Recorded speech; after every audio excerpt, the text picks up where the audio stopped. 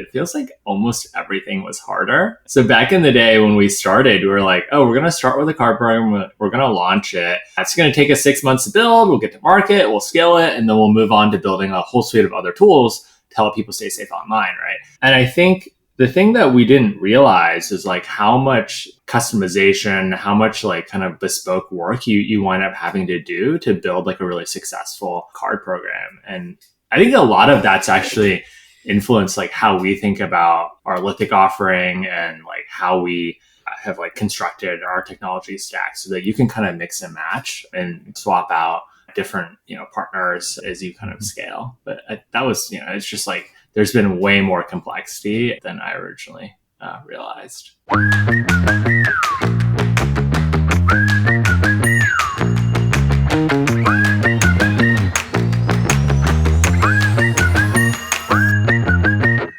Welcome back to Fintech Layer Cake, where we uncover secret recipes and practical insights from fintech leaders and experts. I'm your host, Reggie Young, Senior Product Lawyer at Lithic. Today, we have a very special episode. We're celebrating Lithic's 10-year anniversary by getting the company's co-founders on as guests. In this episode, I'm joined by Bo Jiang, CEO, Jason Kruse, CTO, and David Nichols, Chief Design Officer, to talk about their journey and all the lessons they've learned in the company's first decade. Lithic is a developer-first payments infrastructure company that helps fintech and software companies issue prepaid debit and credit cards. Lithic started 10 years ago in 2014 as Privacy or Privacy.com, which is a virtual card product that helps you stay safe when shopping online. For the initial launch, the company worked with a legacy card issuer processor. Quick side note though, what is a card issuer processor? It's a great question, and it seems like a really dense term, so I kind of want to cover it briefly in the intro here. You may be familiar with how Square or Stripe provide infrastructure that enables businesses to accept payments, but what about the other side of that, transactions? What about the cards and the cardholders? Someone has to create those cardholders' cards and manage all the transactions for the cardholder, right? That's where the issuer processors like Lithic come in. Where Square and Stripe help businesses acquire payments, Lithic helps issue and process the transactions for the cards that are actually used at those businesses. Patty McCormick did a great deep dive on Lithic in August 2021 that breaks down this ecosystem if you want more. You can find it online by searching for Lithic's new customer. So, circling back, Privacy launched in 2014, but they used a legacy card issuer. And well, the issuer sucked for a lot of reasons. The tech broke often, it behaved in unanticipated ways, documentation was indecipherable, customer support was, well, unsupportive.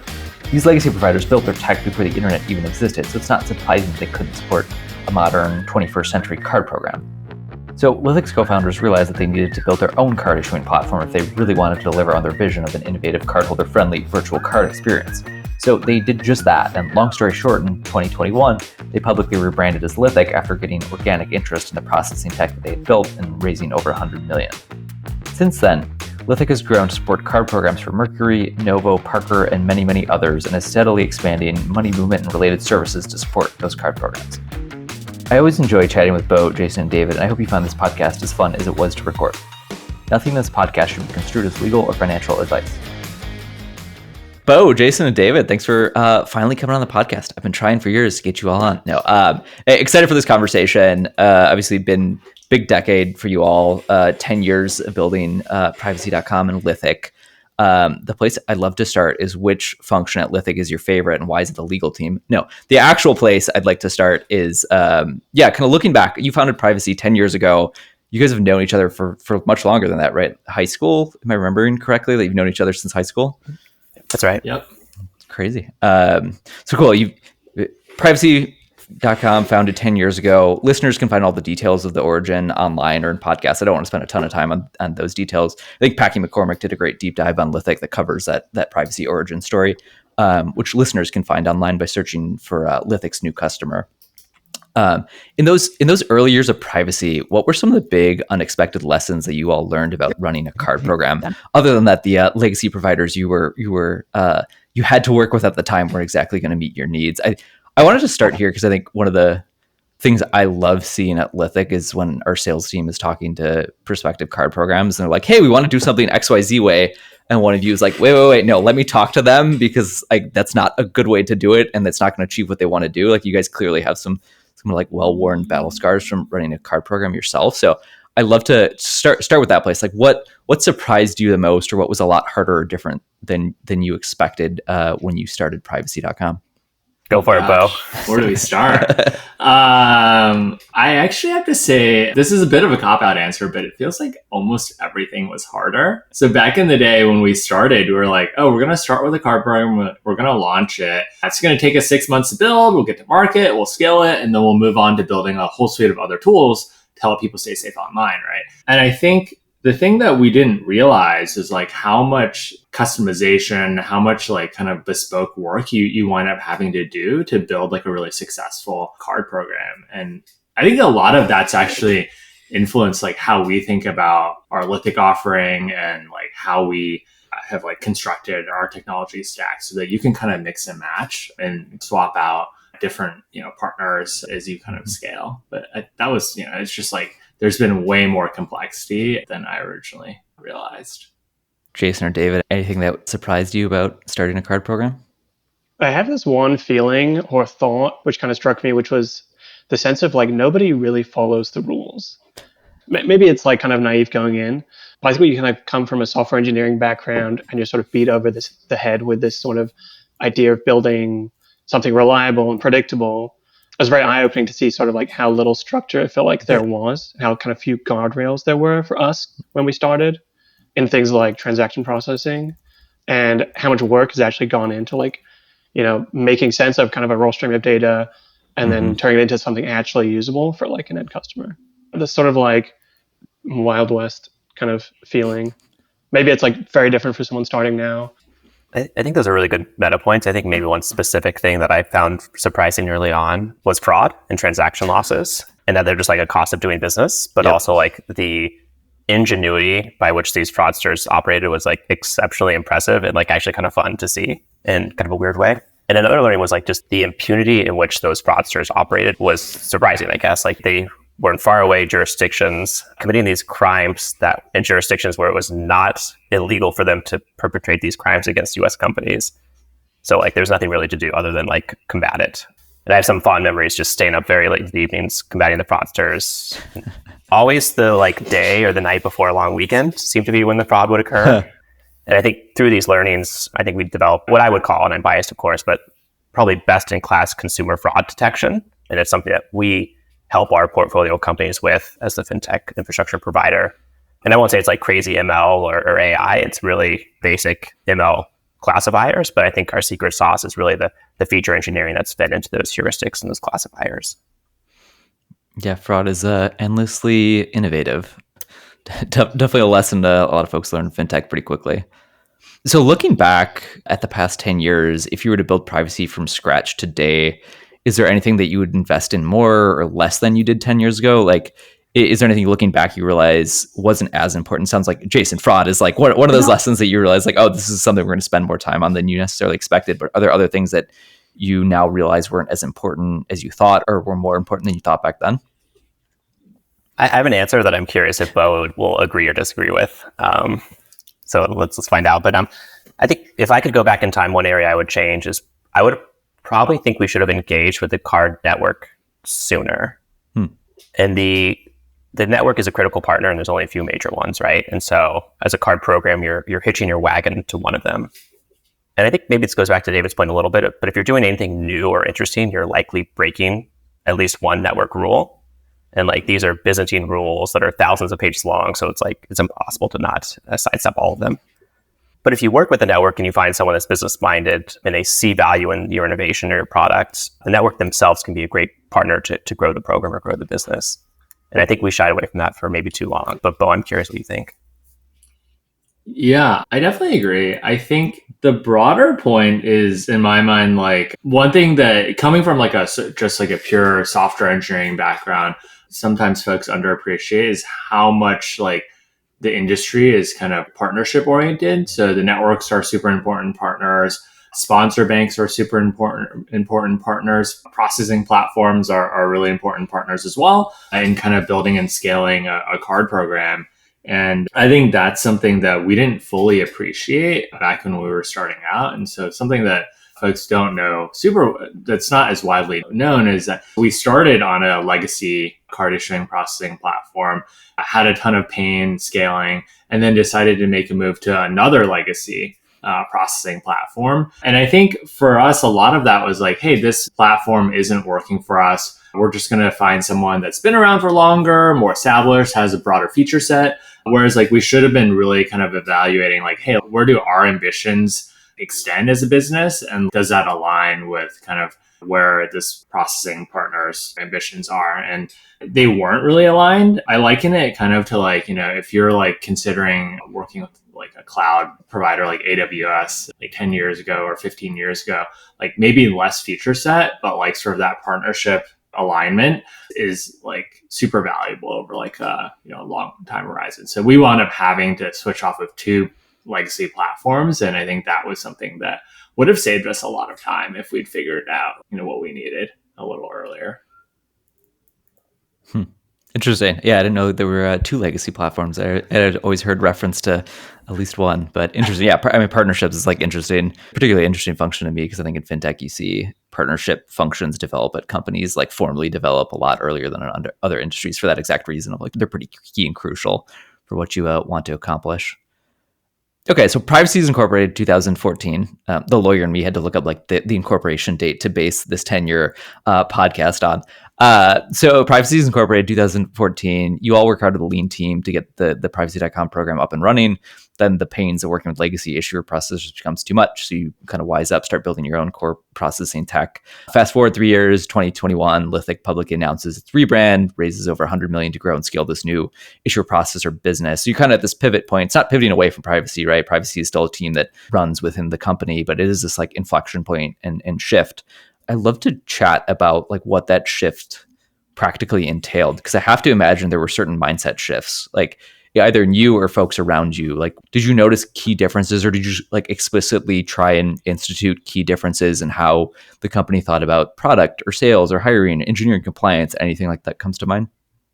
I'm curious to get your guys' take on this, but for me, it felt like a lot more organic. It was one of these things where like our biggest customers were these B2B customers that needed an API. And then kind of one thing led to another, and there was like kind of more complexity. And so we wound up having to spin out like the processing business separately. And we've always been pretty product-led organization. And so I would say it was like a very gradual shift, more like we just got kind of pulled by our customers than anything. And I wish I could say we were super thoughtful top down around like kind of, planning the org structure, but we kind of just followed our customers is kind of my point of view. Well, how about like after that kind of organic shift happens, were there things that you realized afterwards of like, oh, our approach to product or other functions like needed to change slightly? Yeah, I think the biggest shift was really like around supporting our customers. You go from like basically supporting consumers where it's a really important part of their lives, but it is in some ways like acceptable to make mistakes occasionally, as long as you remediate quickly and you're responsive, to servicing businesses who are built on top of the platform, who have tens of thousands, hundreds of thousands of cardholders that are impacted if you go down for like, a few minutes. And so I'd say in terms of like the support model and our interactions with customers, that was the biggest thing that drove like a lot of change across the org, including how we think about like product development and scaling the business. Yeah, that's exactly where my mind went to, Bo, is just going from a direct to consumer business where you can move fast and break things. The product doesn't work, you give the customer $10 credit, everyone's happy, to being mission critical vendor enterprise software. You're going from easy to hard mode. And I think we had to grow really, really fast and had to make a lot of investments on the engineering side that, maybe back in 2021, it didn't look like our product velocity was moving very quickly, but we were spending tremendous amounts of resources on stability and reliability to kind of be that enterprise grade solution. Makes sense. David, I'm curious from like the design angle, like you face this interesting situation of having kind of two design brands to juggle. Like one is cardholder facing, one is infrastructure card program facing. Like are there differences in how you think about privacy's design compared to Lithic? Yeah, definitely. And with two brands, comes twice the fun. There's definitely analogs between, the brands, and there's sort of like design concepts that are applicable across both products. There's an adage, good design is invisible. which kind of comes to mind. It's in the same way, a provider kind of like has to power everything, touch every part of a business, but also create as little friction as possible and remain invisible in that same way. Also, it's like really interesting to see two sides of the same coin. Privacy sort of started out as a very singular experience, and you spend all your time with the customers trying to educate them on this kind of particular use case and walk them down a sort of predefined path. And with Lithic, we're sort of trying to power all these different use cases. It's very much the opposite. You have to kind of create a universal product that's sort of flexible enough to support these different use cases. But yeah, I don't know. I feel like there's differences, but you end up using the sort of same design rationale, design process across both. So it's really just like more variety in a sense. Yeah, makes sense. What are some of the things that you all learned firsthand from running your own? I kind of hinted this earlier. Like, I think we have this interesting angle of you all have run a card program. And so as on the Lithic side, like you have that kind of firsthand experience of knowing the pain points and things that matter. So like, what are some of those firsthand lessons you learned from privacy that you want to make sure are continuing like key value props on the Lithic side? I think for me, it's really about empathy. When we, as infrastructure providers, we're at the infrastructure level, we're 2 layers removed from the end cardholder that we're providing value for. Lithic, we can be a payment card processor, we can be a program manager, or we can even be a bank core, but we're 2 layers removed from that account holder or card holder. And I think it's really easy for those infrastructure providers to get divorced from that consumer and kind of lose sight of it. And so having operate privacy for so many years, we have that empathy, we have that understanding for our client programs. And I think that really goes a long way to help enable their success. Yeah. When you look at our business on the issuing processing side with Lithic, you have sort of a typical program management and a processing business. The vast majority of our business is on the processing side. And a lot of that's because we never want to be like a bottleneck or gating factor for our customers. And so what we find a lot of times is like with program management, there winds up being like a lot of friction that you sort of introduce as a platform that the end fintech company cares a lot about. So the empathy around like, hey, it's really important that customers have a smooth onboarding. It's really important that we can kind of manage the end-to-end experience. Like that's something that we really felt when we were running the consumer business. And I think we've definitely tried to carry that over and just kind of never be the bottleneck for fintech companies that we work with. Yeah, I would say we definitely felt very much at the mercy of all these much larger entities starting out, networks, banks, governing bodies, and providers. And there's sort of like reliability is talked about a lot in terms of like a platform, but also it's so important to have reliable people that you just work with in these providers and, at these different places like banks. And a bit of a pun, but I feel like we definitely didn't feel like we were building on a strong foundation when we started. Yeah, that all fits with like my experience here. I feel like customer experience, not just Lithic customer, but Lithic customer and their cardholders, like definitely been a North Star, I think, for a lot of what I've experienced in our culture. We've talked a little bit about like, you guys have kind of hinted and alluded to like stability and reliability being pretty important. This is obviously like generally important for card programs. Like when you're privacy.com, you don't want to deal with downtime. You don't want to deal with excessive latency, but there's a shift from a functioning card program that Jason was like saying you can just give like a $10 credit and everything's good with a user to now your deeper infrastructure layer that supports card programs that can range from large ones that process hundreds of millions of dollars a month to we have other innovative startups that are just getting off the ground. So that need for stability and scalability becomes a bit more complex and mission critical. So how do you all think about ensuring that as the Lithic side grew, like how did you think about ensuring that tech and Lithic as a whole stays as stable as it has? Jason, I don't know, maybe this is a good kind of more tech-oriented question for you, but welcome any thoughts from any of you. Yeah, I think this is the $1 million question, right? How do you create software systems that rarely go down, ideally never, and are performant enough to make approval and risk decisions in real time? And oh, by the way, these systems need to be correct because if our ledger says $10 moved from counterparty A to B, it better have happened. Yeah, I think these are really meaty engineering challenges, and which, by the way, is like, this is why I find this domain so incredibly fascinating and fulfilling to work in. And it's probably threefold the way that we think about it here at Lithic. One is to just be very clear about the product requirements, and that probably sounds like a weird first answer, but for instance, I think we'd all agree if we say it's super important for a processor to have great uptime and reliability, right? We all agree with that.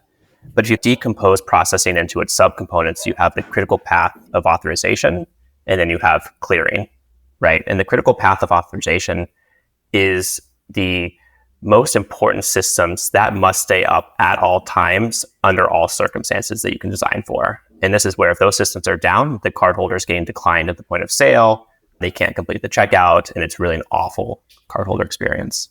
And then you have clearing. And so in a typical dual message payment card transaction, that authorization is followed by a subsequent clearing. And that's when the transaction goes from pending to settled. And these clearings typically occur in batch at scheduled intervals, like the end of the day. And technically, these systems could be down for minutes or hours, and there's almost no cardholder impact. And so the cardholder might be present for the authorization, but they don't care if it's settled at 9 p.m. or 9 a.m. the next morning, right? And so my point here about knowing the product requirements intimately is knowing that, okay, there's a small scope that must stay up and cannot go down under any circumstance, allows our teams to obsess over that small scope to squeeze as much uptime as humanly possible. And so I think that's important key number one. I think a key number two about how we think about uptime, reliability, and stability is just knowing that failures will happen. And so we must engineer systems that handle these component failures gracefully and continue operating. And so I think it's common for engineers to always consider the happy path. The network will be reliable. The power will never go out. My cloud provider is not going to go down, which makes sense, right? That's how it works most of the time. And maybe the engineers are busy with product deadlines, so they can't really think about these kind of exigent circumstances that could happen. And so here, I guess at Lithic and our engineering kind of ethos is we try to enumerate these edge cases, and we spend quite a bit of our focus thinking about these failures and how to create contingencies for them. And so I think maybe one salient example that kind of permeates our structure and design is, well, we operate a hybrid cloud, which is in Amazon, but also 2 on-prem locations. And that's in Northern California and Portland, Oregon. And we chose these locations explicitly and guided by the goal of stability, uptime, and low latency. And so we chose these locations because they're sufficiently close, around 20 milliseconds of round trip latency, so very quick replication, but they're not too close where they're on the same fault line. So you have the Cascadian fault line and you have the San Andreas fault line, right? We're even thinking about natural disaster and contingencies by which, maybe the big one could strike, and we'll still have systems that are operating. So that's number two. And then I think finally, it's really a culture thing. And so Lithic doesn't have separate QA teams or production support teams. And instead, the engineers are both responsible for the quality and correctness of the software that they're producing, but they're also responsible for their software in production environments. And so that means that the application software engineers are on the 24/7 on-call rotation. And I think this creates two benefits. One is like, if you're responsible for the correctness of your code, you're just incentivized as a human to create better working code, and you don't want to get paged at 3 a.m. So I think you get better outcomes that way. And then second, if you're on the on-call rotation as a software engineer, maybe you'll get paged at 3 a.m. and that just totally sucks. It sucks, but it's a really powerful feedback mechanism. And when you feel that acute pain of being paged overnight, you're going to learn from it. And I think you're going to create better quality software going forward. And so that's how we think about uptime, reliability, and how we engineer for it. I love all those. And I've definitely experienced the engineers here being good at putting on the not happy path hat, which I appreciate, because that's what law school just beats into you, is let's think about the not happy path where everybody's suing each other. It's not a natural inclination for a lot of folks. So it gives me peace of mind that most of the engineers I've ever interacted with at Lithic kind of have that intuition. Bo, David, anything else to add to that answer? No, I mean, I think that was pretty comprehensive. One of the things I've always been impressed with in the 2.5 years I've been here is the kind of quality of decision thoughtfulness I see. I think there's an easy draw towards making kind of impulsive, rash decisions at a startup under stress or fast-moving deadlines, whatever. But I consistently see you all not fall into that trap, and I think that trickles down to a lot of the company. A lot of the company also tends to be pretty thoughtful in decision-making. So I'd love to dig into how your decision-making process or approach to problem solving has changed as the company's grown, because I imagine that when there are 10 of you at privacy.com, problem solving and decision-making probably required a different skill set than, now that we're well over 10x that size. And how's your decision-making problem solving approach changed as the company has grown? It's a good question. When I think about it, collectively, the thousands of decisions that we're going to make, big and small, over the next couple of years are really what kind of defines our company. And so I think quality of decision making, speed of decision making, all of that like really matters. It's like one of our sort of differentiators. And I think it's a really good point of like how that has changed, right? When you're 10 people, everyone has context, everyone has agency. As an individual, you're making 10% of the decisions on the team, right? Whereas now, as we've grown, like, we're making like a way, way, way smaller percentage of the decisions at the company, just by virtue of like the team has grown and we can't be in the room all the time, right?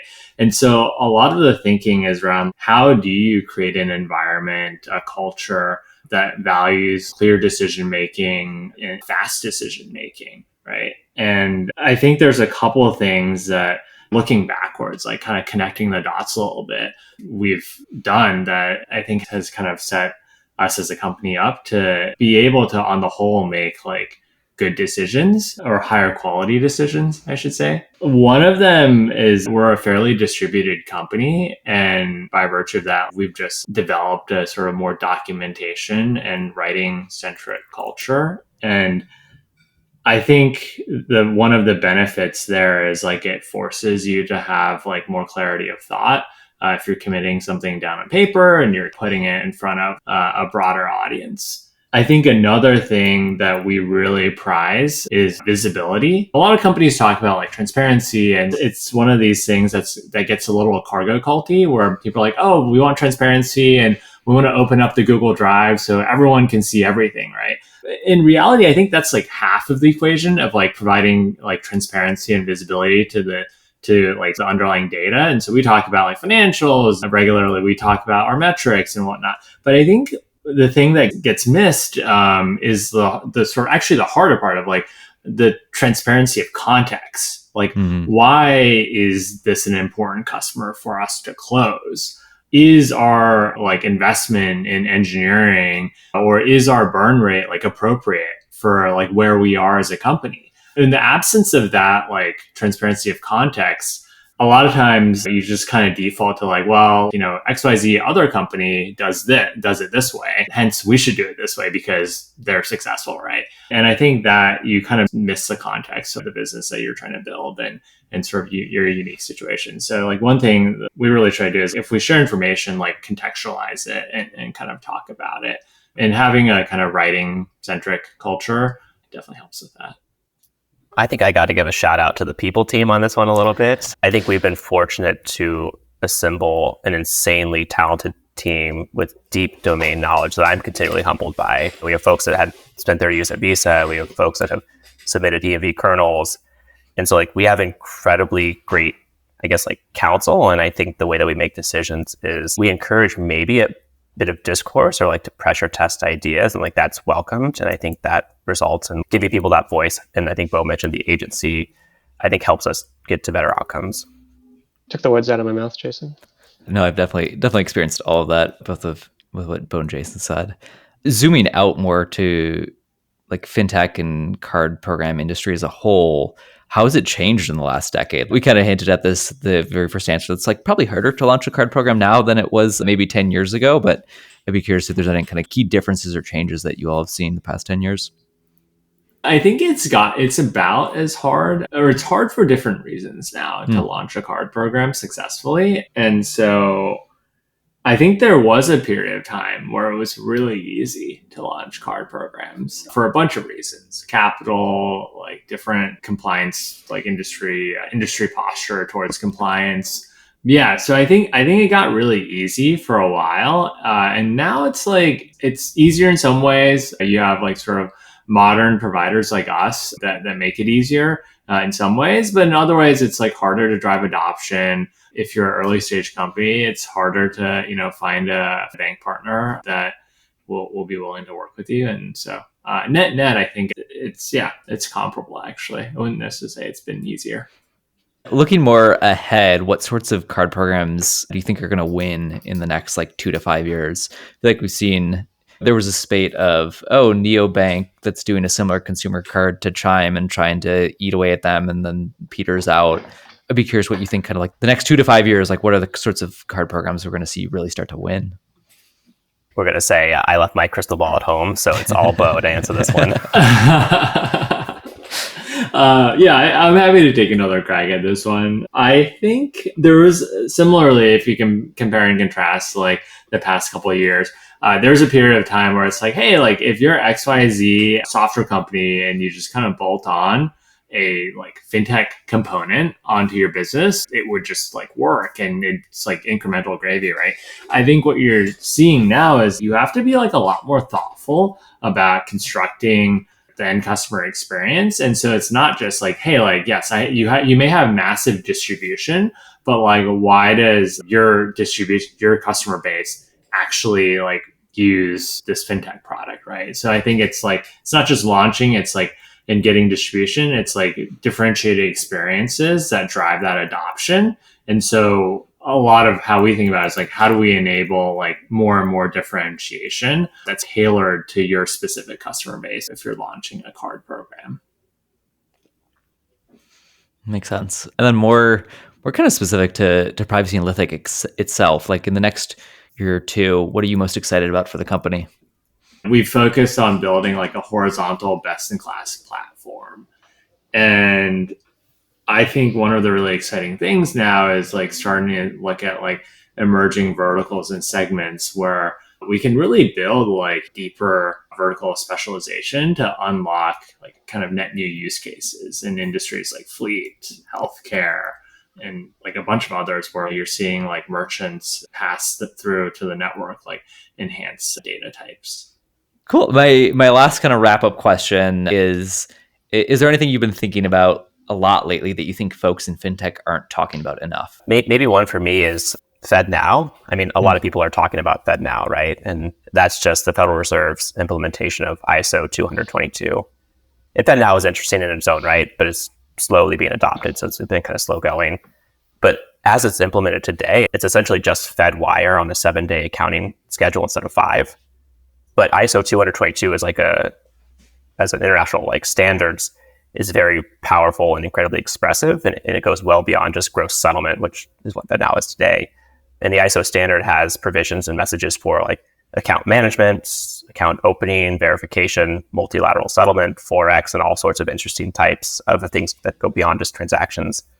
And depending on what the Federal Reserve's rollout plan is for FedNow and ISO 222, I think there's some really interesting possibilities for bank interoperability or potentially new and interesting kind of financial products that we could bring to market. Got it. Love it. Awesome. Well, if listeners want to find out more about Lithic, they can check out lithic.com or get in touch with us by visiting lithic.com/contact. If folks want to hear more about where Lithic is in 2024 too, Bo was a guest on the Research Radio podcast last December. It's a great episode. It kind of breaks down what we're focused on, the steady growth we've seen, and much, much more. So Bo, Jason, David, thanks for coming on and jamming on the 10-year anniversary of the company. Thanks for having us, Reggie. Thanks for having us. Awesome.